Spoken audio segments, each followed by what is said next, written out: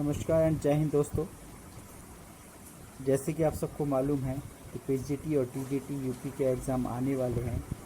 7, 8 और 17, 18 में आपके एग्ज़ाम है। उन्हीं को देखते हुए मैंने कुछ वन लाइनर क्वेश्चंस तैयार किए हुए हैं जो आपकी काफ़ी मदद कर सकते हैं और उम्मीद है एक एक दो दो क्वेश्चन इसमें से आपका आएगा। तो उम्मीद यही करता हूँ कि आपके 1-2 मार्क्स 2-4 मार्क्स आपके ज़रूर बढ़ जाएँ, जिससे आपके सिलेक्शन में आसानी हो जाए। चलिए वीडियो शुरू करने से पहले आपसे एक बार फिर से बोलता हूँ कि वीडियो को लाइक कीजिए, सब्सक्राइब कीजिए एंड शेयर कीजिए। चलिए ज़्यादा समय व्यतीत न करते हुए हम अपने मुख्य उद्देश्य पर आते हैं। हमारा मुख्य उद्देश्य है कि हम इन प्रश्नों को अच्छी भली भांति पढ़ लें और समझ लें, ताकि हमारे लिए ये कुछ इससे बेनिफिट मिले, हमें फ़ायदा मिले। चलिए पहला क्वेश्चन हम करते हैं। राजकुमारी अमृत कौर कोचिंग स्कीम कब लागू की गई? देखिए पहली वीडियो में जो मैंने आपको बताया था वो स्वतंत्र भारत से पहले की बात चल रही थी। अब हम स्वतंत्र भारत के बारे में बात कर रहे हैं। तो राजकुमारी अमृत कौर कोचिंग स्कीम कब लागू की गई? देखिए राजकुमारी अमृत कौर कोचिंग जो स्कीम थी वो जो लागू की गई थी वो 1951 में लागू की गई थी। देखिए राजकुमारी अमृत कौर जो थी वो खुद एक प्लेयर थी, एक खिलाड़ी थी, और जब उन्होंने यहाँ पर खिलाड़ियों की और खेलों की दशा देखी तब उन्होंने फैसला किया कि मुझे कुछ करना चाहिए खेलों के लिए। तब उन्होंने अलग अलग स्कीमें तैयार करी। उन स्कीमों की अलग अलग मान्यता थी, जैसे कि खिलाड़ियों को तकनीकी मदद और अतिरिक्त मार्गदर्शन प्रदान करना। दूसरा, 13 से 16 साल की लड़कियों के लिए एसीसी स्कीम कब बनी? ये एसीसी स्कीम ये भी राजकुमारी अमृत कौर कोचिंग जो थी उसी का एक रूप था, जो 1952 में 52 में बनाया गया। ठीक है, तो आपको ये भी ध्यान रखना है। उसके बाद तीसरा प्रश्न है हमारा, अखिल भारतीय खेल समिति का गठन हुआ था। तो देखिए अखिल भारतीय जो खेल समिति थी उसका जो गठन हुआ था वो गठन हुआ था हमारा 1954 में, 54 में। कब हुआ था उसका? 1954 यानी कि 54 में गठन हुआ था। उसके बाद हमारा अगला क्वेश्चन है, लक्ष्मीबाई शारीरिक शिक्षा कॉलेज की स्थापना कब हुई? लक्ष्मीबाई शारीरिक शिक्षा कॉलेज की स्थापना कब और कहाँ हुई? तो ये स्थापना हुई थी 1957 में ग्वालियर में। और याद रखिएगा इसके पहले जो प्रिंसिपल थे वो थे श्री PS जोसेफ। कभी कभी क्वेश्चन आ जाता है। देखिए एक ही क्वेश्चन को आप ध्यान से देखिए, वन लाइन क्वेश्चन को, इसमें ही आपको कम से कम 3 क्वेश्चन तो बने हुए मिल जाते हैं। जैसे 1957 में ग्वालियर में किस कॉलेज की स्थापना हुई, तब आप लिख सकते हैं लक्ष्मीबाई शारीरिक शिक्षा कॉलेज। या आपसे पूछा जाए PS जोसेफ पहले किसके प्रिंसिपल थे, तो एक ही क्वेश्चन को बहुत ध्यान से समझिएगा, 3 क्वेश्चन उसके अंदर होते हैं। अगला क्वेश्चन है, जाकिर हुसैन समिति ने शारीरिक शिक्षा को किस स्तर पर और कौन से सन में अनिवार्य विषय बनाने का प्रस्ताव रखा? जाकिर हुसैन समिति ने, देखिए जाकिर हुसैन समिति ने 1961 में माध्यमिक स्तर पर, कौन से स्तर पर? माध्यमिक स्तर पर अनिवार्य विषय बनाने का प्रस्ताव रखा था। कोठारी आयोग कब बना? देखिए कोठारी आयोग 1964 में बना, और स्पेशली किस लिए बना था? क्योंकि इन्होंने शारीरिक शिक्षा की अनिवार्यता पर बल दिया। इन्होंने कहा शारीरिक शिक्षा को भी जैसे अन्य विषय हैं विज्ञान गणित आदि, इनके बराबर महत्व देना चाहिए। अगला क्वेश्चन है, ईश्वरबाई पटेल पुनः मूल्यांकन समिति कब बनी?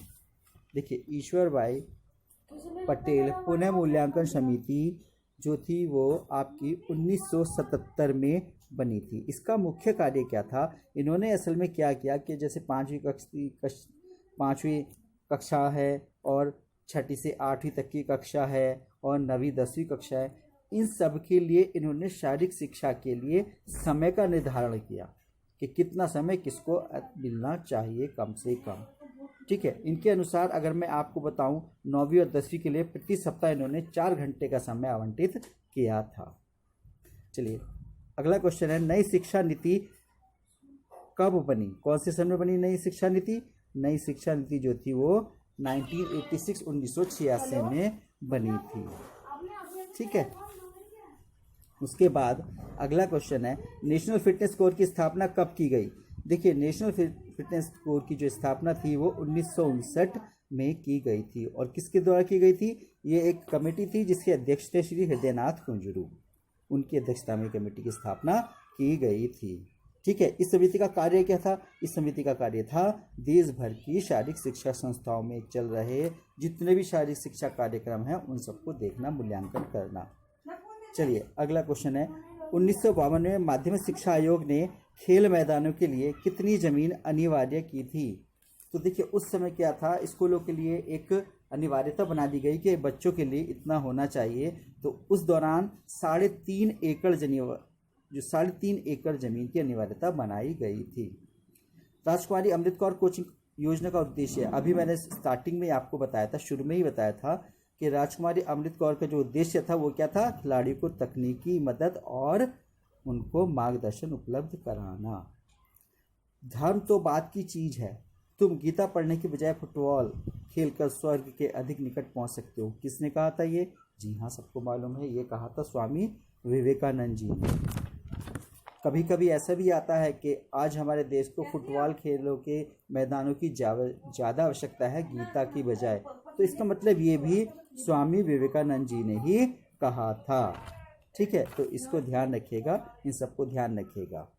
तो ये कुछ क्वेश्चंस हैं, आपको 10, 12, 15 क्वेश्चंस में हर एक आपके पास 2-3 जो है मैं इस तरह की वर्कशीटें डालता रहूँगा और ये टॉपिक वाइज होंगी। ठीक है, ये टॉपिक वाइज होंगी, इनको आप ध्यान से देखिए और मैं उम्मीद करता हूँ कि ये आपके मार्क्स बढ़ाने में, आपके अंक बढ़ाने में ज़रूर मदद करेंगी। ठीक है, बस आपसे एक यही है कि आप चैनल को लाइक, सब्सक्राइब और शेयर करते रहिए, जिससे किसी और को भी कुछ क्वेश्चंस मिल सके और हो सकता है संभवतः आपकी कुछ मदद हो, आपके 2-4 मार्क्स भी बढ़ जाएं इसमें। ठीक है, क्योंकि ये क्वेश्चन अगर आप देखोगे तो ये मैंने बड़ी मेहनत से तैयार किए हुए हैं, अलग से निकाल कर तैयार किए हुए हैं, ऐसा कहीं नहीं कि कहीं से कॉपी करा और उठा करके रख दिया।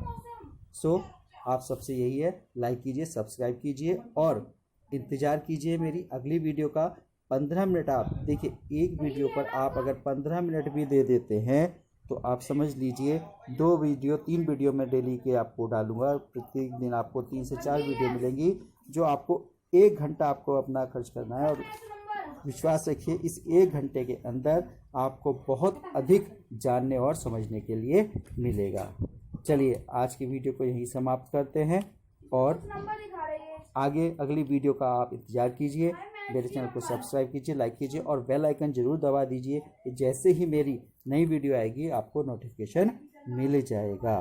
और इन 15 क्वेश्चंस को लिख लीजिए और दोबारा से इसका प्रिंट आउट ले लीजिए और इनको रफ करके आंसर्स को दोबारा इन पर आंसर लिखिए। एक तरीके से आपके लिए ये एक नोट्स का काम करेंगे। चलिए, जय हिंद, जय भारत।